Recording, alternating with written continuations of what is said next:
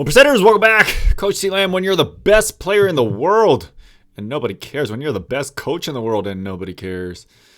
Just kidding. Jimmy High Roller reaction. Let's go. You call a player who is averaging 34, 9, and 10 a game on 62% true shooting. The face of the NBA, the best basketball player in the MJ? world. How about the player who is 4th on the NBA's MVP leaderboard? LUKA. 10 years ago, these numbers would have had a player in conversations as the greatest basketball player ever, let alone the MVP for a season. But now this stat line hardly even earns you a shot to become the league's most valuable player. Lately, I've been paying close attention to how the MVP race is playing out this season, SGA and it's versus going about Jokic. how you would expect. The season started out with Jokic leading the race coming off a very controversial decision last season. Then Joel Embiid morphed into a basketball god for 2 months and buried all hopes of anyone else winning the award. And then he got hurt, and Jokic jumped back out in front and has held the top spot ever since, with currently SGA in 2nd and Giannis in 3rd. But as I was going over the timeline of the race this season, one thing jumped out People at me. might be bored of Why is Joker. Luka Doncic so low? I'm going back and looking at some of his performances and his numbers from this season, and yep, they're still completely unreal. Because the world's a hater and Why Luka is he is all- not likable.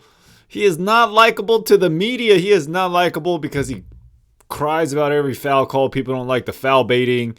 He is freaking good, though. In 4th place at the moment. Have voters gone on a Luka strike? But They I don't all think just people really collectively like Luka decided or they're not gonna vote Kyrie, for him? or I don't know, mean maybe media. His play style is just too polarizing to reward. His game right now is often compared to prime James Harden, and we all know how that turned out. But even Harden and all of his antics still won an MVP award. On the NBA's last weekly recap of the race, it seems they've taken a strong stance on his chances of winning the award up to this point. Sorry, Mavs fans, but Ouch. the standings matter. We understand he's scored 25 plus points in 9 straight games. I put him But above flashy SGA. highlights and Joker massive won numbers SGA too. aside, Doncic needs to lift Dallas out of play-in tournament territory to climb near the top of this list. What did I just say? But that isn't Joker true, 1, is it? Luka In fact, 2, I know it's SGA not, 3. because other players have won just Giannis, as many games as Luka 4. is winning this season, with worse numbers and less individual dominance, and they still went on to win the MVP. Luka Doncic is being held to a higher standard than anyone else right now, and I think we might be looking at the MVP award and how we value players all wrong. The MVP always up for debate. Clearly, like I said, there needs to be clear percentages so you don't just make up stories. But that'll never happen because you need stories around the NBA to keep it going. You should be ranking how much points you Today's video is score. sponsored by Draft on who you think all new in bonus bets anything. Your school lose $50 in fantasy. Just $5 on any league. That's promo. When Luka Doncic first You should be giving percentage points for how much, like if your team comes in first place, you should get 10 points. If your team comes in, if you're leading scorer in the league, you should get 10 points. If you're leading the assists, you should get 10 points. Like where do these stats, right? They should rank them somehow and weigh them somehow, just like all the analytics, but they won't because Luka's not likable. entered the league in 2018, he immediately leapfrogged all the assumptions we had about his game and his potential. By his Either second that or season, he his made 29 some points, really 9 powerful rebounds, media and 9 people not assists like a him. game earned him first-team All-NBA and a 4th place finish in the MVP voting at just 21 years old. By the end of his second season, the general perception was that this guy was the future of the NBA. An MVP award was inevitable, and it would happen sooner than later. But Luka is now in his 6th season in the league, and despite getting better nearly every single season, his place on the MVP leaderboard has only fallen virtually every season. Voters seeming to become less and less interested in this Luka magic. How did Luka's best Come on, case Luka for the magic. most valuable player in the NBA come in just his Usage, second win season, shares. and has only gone downhill since?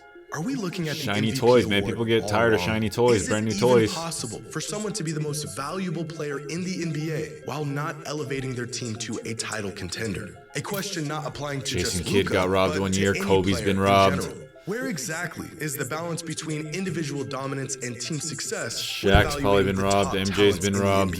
If the Nuggets ran into some injuries and had a tough stretch of games and somehow fell to the 7th seed, would we be willing to admit that Nikola Jokic is still the best and most valuable player in the league despite the lack of team success? Is it possible to get voter fatigue or even player fatigue before a player has even won anything? Yes. Here's a number for you, 41.8. This is the number you get if you combine the average points, rebounds, and assists per game of every MVP winner. For all my defensive people, where's all the defensive stats? Rebounds? Is rebounds a defensive stats, or is it the beginning of an offensive possession? The last 30 years. This season, LUKA is averaging 53.2 combined points, rebounds, and assists. The highest combined total since Kareem over 50 years ago in 1972. And putting up numbers like this usually results in winning games and winning an MVP. Most of the players Bob McAdoo, 6th greatest of all time, won the award for their efforts. Kareem missed out on the award in 1973, but he already won back-to-back MVPs in the previous 2 seasons. James Harden came in second in 2019, but he already won the award in the previous season as well. LUKA, on the other hand, seems to be suffering from a rare case of voter fatigue before winning any awards. Raising the bar to first-team All-NBA in just your sophomore season means every year after that must be even better if you really want to captivate voter fatigue if they keep voting for Joker. LUKA has gotten better every single season. So maybe he's just not winning enough games. The unwritten rule about the MVP award has always been that you not only need to be great, but your team needs to be great.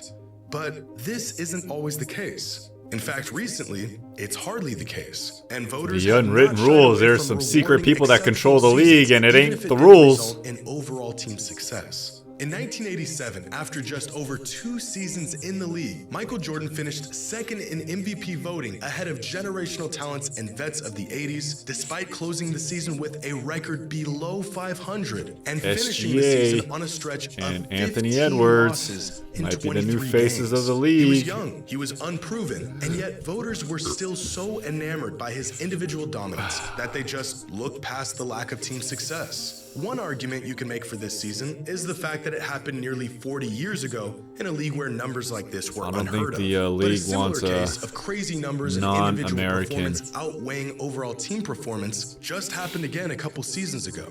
In 2022, Nikola Jokic won the league MVP after finishing the season with just 48 wins and the 6th seed in the West. His numbers were incredible, and his advanced metrics were even better. In fact, he was so good that the lackluster 48-win total was a bit of an afterthought for many voters. The only thing is, this season, the Mavericks are on pace to winning 48 games as well. And as loaded as Jokic's stat line was in that 2022 MVP campaign, LUKA's numbers are just about as good this season. So how does one... It's so funny. One person can use the stats and say he's like the greatest ever, and then one person could see the stats and just completely ignore it and say, well, I don't like the way he plays. And that's how you vote. Too bad, so sad. One of these seasons earn a player his 2nd consecutive MVP, and the other hardly even earn a player a spot on the MVP leaderboard. I'll give him a 3rd place vote. The most glaring case of a player winning over voters with a historic individual season was back in 2017, when Russell Westbrook lit the whole league on fire for 81 games and averaged a 30-point triple-double for an entire season. This was just 7 years ago, and it's already easy to forget just how inconceivable this was at the time. There is not a person on earth who thought a player could average a triple-double for an entire season. So when Westbrook pulled it off, the MVP award had his name on it. And he did it, what, 3 times? But the Thunder finished with the 6th seed and just 47 wins. In fact, James Harden and Kawhi Leonard both had strong cases to be the most valuable player in the league that season. So again, what has changed between then and now? How did we go from being so captivated with a stat line like this to just casually brushing aside a similar season? 9 and 9.8 ain't a triple-double. But Westbrook's triple-double season in 2017 didn't just shatter our ideas of what were possible from an individual player. His season completely altered the way MVP voting works altogether. Up until Westbrook's 2017 season, the MVP award was Westbrook that much. The best player on the best team award. If your team wasn't the 1st seed or on occasion the 2nd seed going into the playoffs, your chances of winning the award were almost non-existent. From 1988 to 2016, 23 of 29 regular season MVPs went to players who led their team to the best record in their conference. 5 of the 29 MVPs went to players who earned the second seed, and only 1 went to a player who didn't lead their team to a top 2 seed. But with Westbrook's MVP in 2017, voters of the award and fans in general almost recalibrated the way they approached the discussion of who the most valuable player in the league can be and what is required of them. Because 4 of the last 7 MVPs finished the season broke the mold. with the 3rd seed or lower. This season, Jokic is favored to win the award, and the Nuggets are on pace to finishing the season with the 3rd seed as well.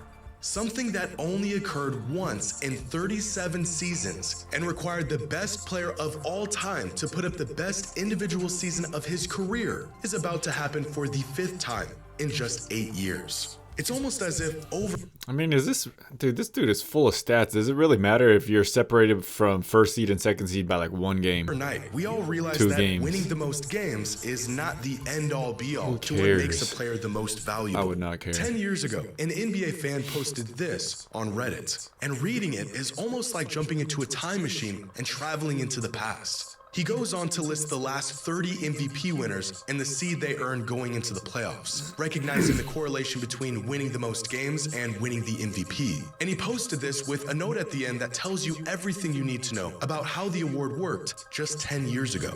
I put this on here so people hopefully stop making unlikely MVP predictions. No, Anthony Davis is not going to lead the Pelicans to the 5th seed and win MVP. And the comments on this thread are just as insightful as the post itself. So is it really an MVP award? In theory, yes, but maybe it's more of a best player on the best team. Players do not win MVPs getting 6th seeds, overwhelming majority of the time, because this is a superstar league and superstars get top seeds. And Do we understand the term value and valuable is based on the beholder of the object, the beholder of the thing that you're purchasing or buying or consuming.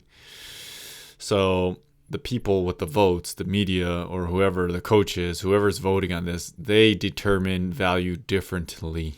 this fan is right, or at least he was. So people might give more value to being the best player on the best team. They might give more value to points. They might give more value to blocks and rebounds and defense. Yeah, right.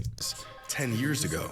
So why did we make exceptions for other players and continue to do so, but we hold LUKA to such a strict standard?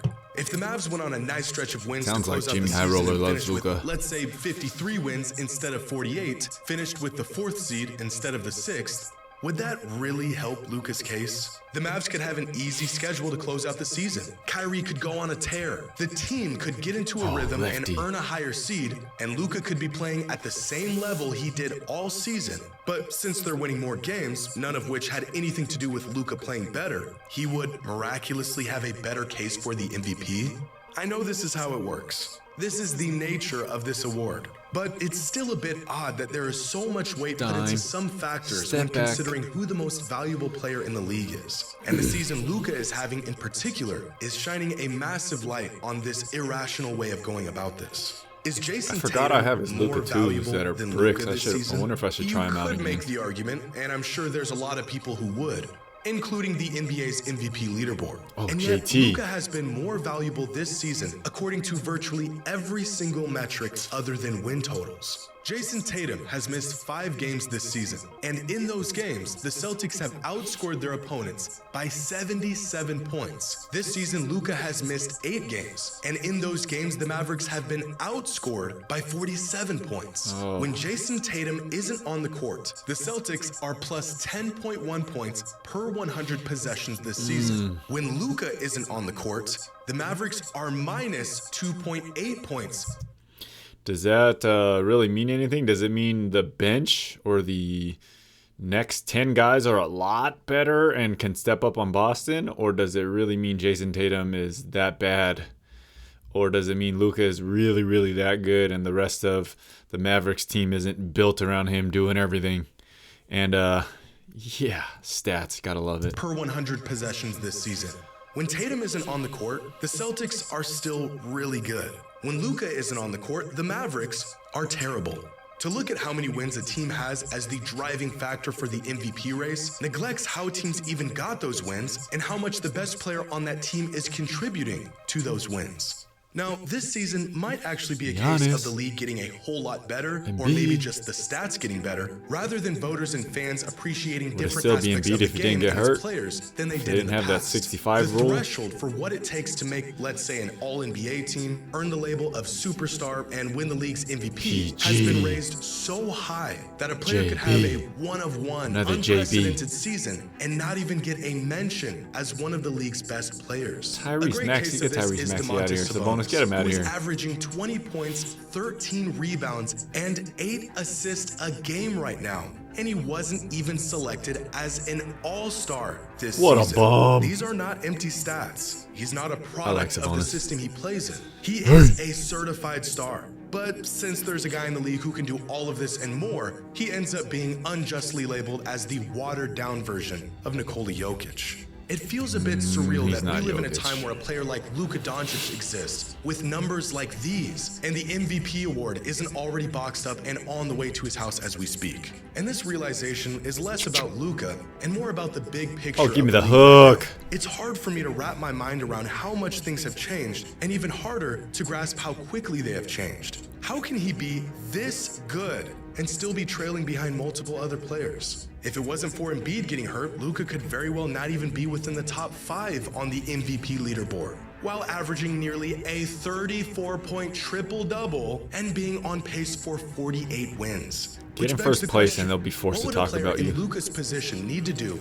to win the MVP? With the 6th seed, an underwhelming supporting cast, and a handful of generational superstars to contend with, what would be the equivalent to the 2017 Westbrook triple-double season in 2024, where the numbers are just too absurd to ignore? 38, 10 and 10, maybe 40 points, 12 rebounds, and 12 assists a night on league high efficiency?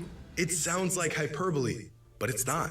How good do you have to be to win the MVP in today's NBA? When you put the bar as high as LUKA did at such a young age, how much higher would you need to go for it to be impossible for fans and voters to ignore your efforts? Or is you can't compare his season over a season. You have to compare him against players. The MVP award still? Yes, he got better. So did the other players. Just the best player on the best team award. I like LUKA, but dang, Jimmy High Roller really loved LUKA.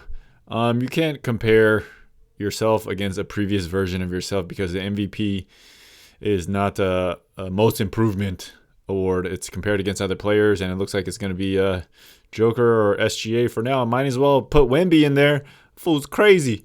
Until next video, take 14 minutes, 24 seconds, or 1% of your day to get better. Peace.